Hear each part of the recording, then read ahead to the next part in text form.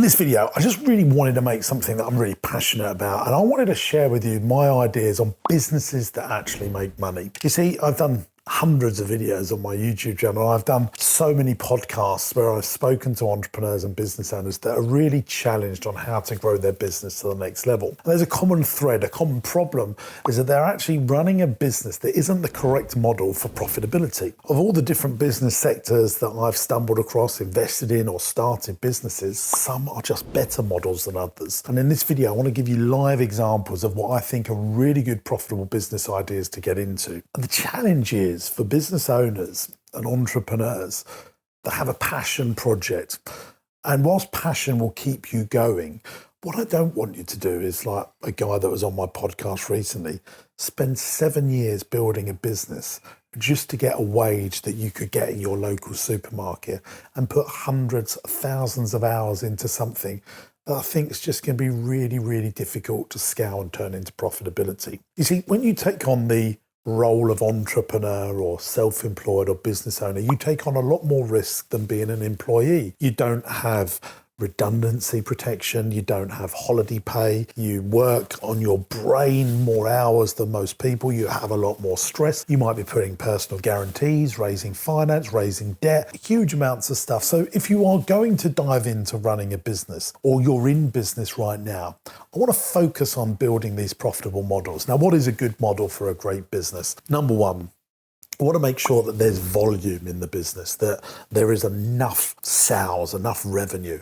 You want to make sure that you can control the overheads. You want to make sure that there is good margin in the business, especially if you're an SME business. And I'm talking about businesses generating up to £50 million in sales. You don't want to be going for a scale business and competing with Amazon or big supermarkets. You want to make sure that you've got a nice healthy margin so that you can invest in staff, you can invest in R&D, and you can invest in your customers, giving them what I call customer cuddles, like Apple do, like Disney do. They go over and above because they can afford to go over and above because they've got great margin in the product and service that they're in. And any business that I've been involved in, like my Father Christmas experience, where you've got great margin, you can really reward and surprise and delight your customers with stuff they don't know that they expected. And that really drives huge brand loyalty. And you want to make sure that you choose businesses that are repeatable, residual, for example. You don't want to be starting businesses that start from zero each month. You sell something to someone and then they don't need to buy from you again because it's just a one-off sale. Selling a car or say a holiday or selling a book or, a toy. People don't need to buy that same toy again next month or that same book again next month. They're looking for a different toy, looking for a different book or a different place to go on holiday or a different car when they buy in 4 years' time. And you build all that rapport up and that trust with that customer, but they don't need to transact with you again. I always say a great business is where people can transact with you 4 times in quick succession because that creates a habit that they use you. And that's why schools and day nurseries, private schools and childcare are such great businesses because people choose to buy from you very quickly, day after day after day, building huge rapport and habitual strategies to get more cash back into your business. So really what makes a business great is a brilliant model. And I want to give you now 5 examples of businesses that I've identified that I think are great models. And if you put the time, effort and energy, which lots of entrepreneurs put into businesses, but I believe they don't just put them into the right model of business. So if you can find the right model and then infuse it with passion, wow, that's an hallelujah moment. You're off to the races. So let me give you an example of a business that I think is really good and some little disadvantages of it. Food service. I spend £1.5 million a year on buying food and drink for all of our businesses. It's one of the reasons why I bought and invested in an ice cream company, because I could see that we could eventually, by buying that ice cream company, bolt on other food services businesses around it and become our own food services business. Now, why do I like being a wholesale food supplier? Contract catering is another one that's similar to food services, where you supply all the catering for an office block of 1,000 people or a secondary school that's got 2,000 people going there. The food services going in every single day, and you've got the same amount of students or staff going into the office, factory or school every single day. So it's very predictable, and that's a very good model. The volume's great. You can control the overheads because you know what you're going to have every single day. The other problems in food services, the margins are quite low, but the volume's high and the repeatable's good. So that could be a little bit of a disadvantage there. But food services, much more reliable than, say, our restaurant businesses that have these huge peaks and troughs. Contract catering, food service businesses, very repeatable. You're supplying all the time and you get the customer and they just continue on buying. So that's a great one. I also speak about this all the time. Childcare or private schools follows the brilliant methodology for business that I think falls into love, want and need. People love for their children to be educated. They want them to be educated, and because they're going to work, they need them to go somewhere to be educated so they can bring in money for their business. And if you ever find great businesses that have love, want and need, they become super profitable, super brand loyalty between product provider and consumer because they just love what you do, they want it and they need it. Another great example is insurance brokerage businesses. I've met lots of people that have done very well out of owning insurance brokerages. Why? It's a great model because there's good margin in it. Customers repeat all the time. You get them signed up to a premium as long as you don't muck it up. They repeat every single year. You get 1,000 customers and you can predict what your cash flow is going to be because everyone just repeats. They have to insure their property, their fleet insurance, their business, whatever it might be. Another business that I've stumbled upon that I think is a really good model is importing or manufacturing and selling to repeatable businesses. So we make teddy bears and we sell them to holiday parks, zoos and farm attractions, and we've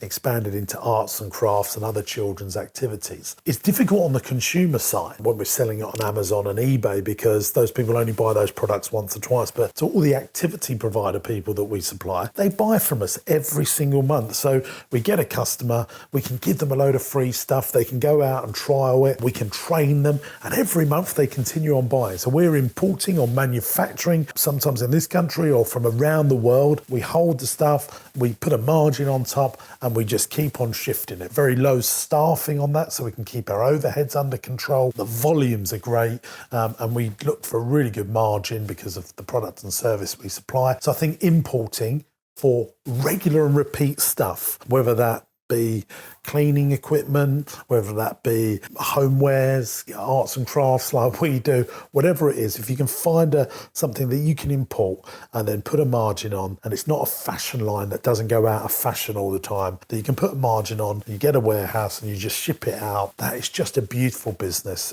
because you get repeat custom. One of the things that I think is a really profitable thing to do, just to wrap this video up, is when you can mix investment and trade. Now let me explain what that means. If you, like a lot of people that watch my YouTube channel, love the idea of owning real estate and property, lots of business owners want to do that. And they'll go and buy flats and houses and they'll rent them out and they'll get okay returns. What I always argue for is a much better way is when you can mix property and mix trade into it. So that's investment and trade fusing together. So if you look at my businesses, I have quite an extensive property portfolio, but as I've trundled on the years into entrepreneurship, I realised actually the smartest thing you can do is buy a trading business, a day nursery, but then buy the building it operates out of. You create a propco-opco situation, that's what I do, and I'm the landlord and I've got the trading business in there. And over time, that really accelerates the value of the property as your business increases in value. It gives the property company a great covenant, and it's a great covenant because you're in there. You never have to worry about rents going up or dilapidations or property costs getting out of control because you own the bleeding thing.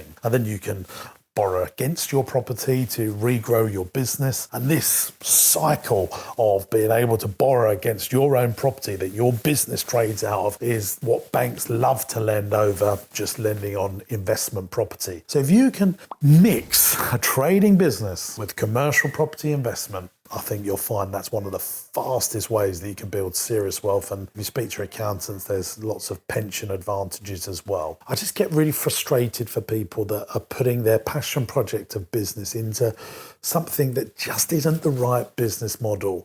Let's just quickly go over it one more time. If you have volume, if you have margin, if you have repeatable customers, and a hungry audience that are ready to buy right now. That's why, when I talk about that food services business, you go to a school and say, we can supply all the food and drink into your school. They're ready to buy that straight away. They're already buying it. You can offer them better products and better services and stuff like that.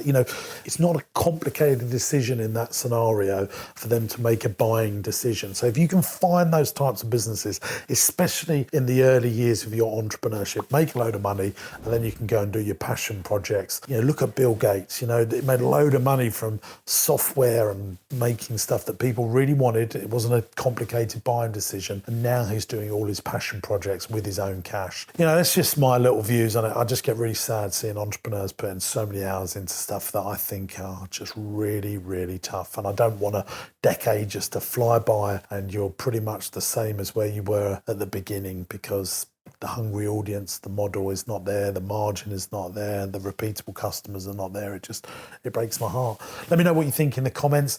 If you would like to listen to my podcast and hear me coaching entrepreneurs and business owners, I'll put a link in the video description. They're literally on all the podcast platforms. Very different style of content that we do here on YouTube, but I think you'll like it. If you want me to help grow your business, come along to one of my seminars. You can get them tickets. They're only a few £100, and gang, they're just flipping fantastic. Me, whole day with you, helping you grow your businesses. We've got different styles of seminars. Go and check them out on my website, jamessinclair.net. See you in the next video.